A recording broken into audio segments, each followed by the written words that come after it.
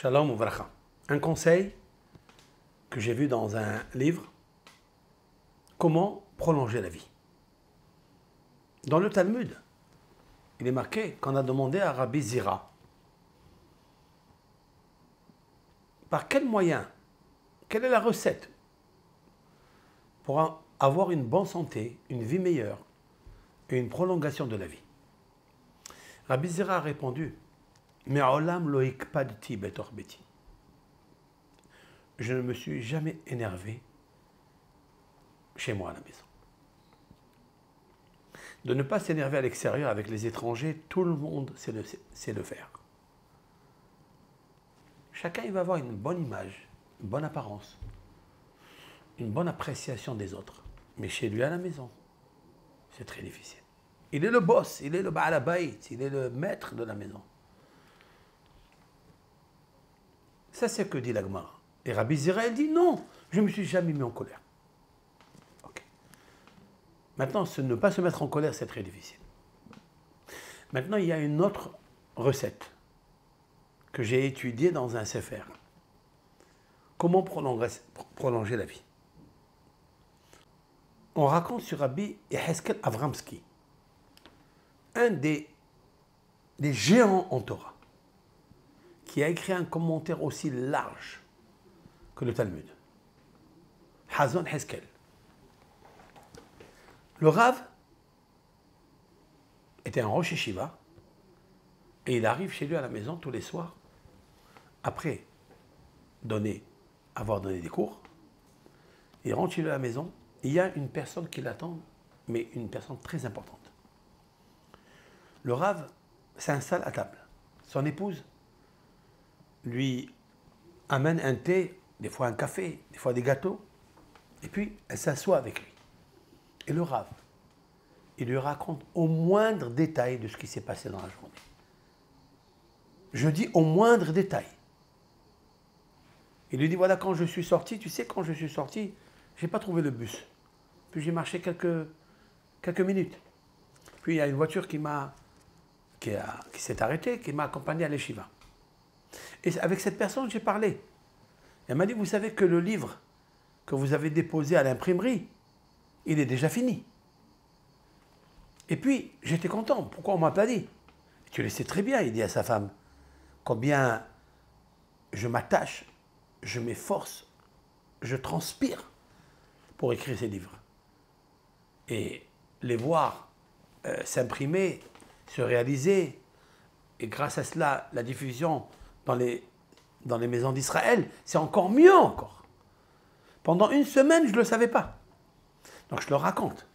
Puis il dit, lorsque je suis retourné, le bus, je l'ai raté. Et puis, j'ai marché quelques pas. Je me suis dit, peut-être je vais venir à la maison à pied. Puis après, le bus est arrivé. Je suis monté dans le bus. J'ai rencontré une personne là-bas. Elle était très fatiguée. Et j'ai parlé avec elle. Je l'ai réconfortée. Dans les moindres détails de ce qui s'est passé dans la journée, il n'a pas oublié une anecdote. Il raconte ça à sa femme. Puis une fois que sa femme l'a bien écouté, elle était contente qu'il lui raconte tout, bien, il s'adresse à cette personne qui l'attendait et il lui dit, excuse-moi, je suis obligé de rester ici avec ma femme, de lui raconter tout ce qui se passe dans la journée. Et il faut que tu saches, il lui dit, que c'est comme ça que, grâce à Dieu, Hachem, il m'a donné la prolongation de la vie. Parce que je raconte à ma femme dans les moindres détails. Elle est toute la journée chez elle à la maison. Elle travaille. Elle n'écoute pas. Elle ne voit pas. Donc je suis obligé de lui dire, moi, son mari, je l'ai fait participer. Je lui donne la force. Et quelle est la force que je lui donne? C'est que grâce à elle, elle est mon aide. C'est grâce à elle que je réussis tout. Et en fait, on n'est pas patient du tout dans ce genre. Donc, quand je rentre du collège ou quand je rentre de faire mes préoccupations, je rentre chez moi à la maison, j'ai envie de m'étaler sur le lit, je ne sais pas ce qui se passe, qu'est-ce qu'il y a et qu'est-ce qu'il n'y a pas eu. Non, c'est pas comme ça. Il faut s'asseoir, discuter. Ça amène la prolongation de la vie. Tellement c'est important. En fait, si je veux trouver une racine dans le Talmud, il y a 2000 ans, ben, c'est l'exemple de Rabbi Akiva.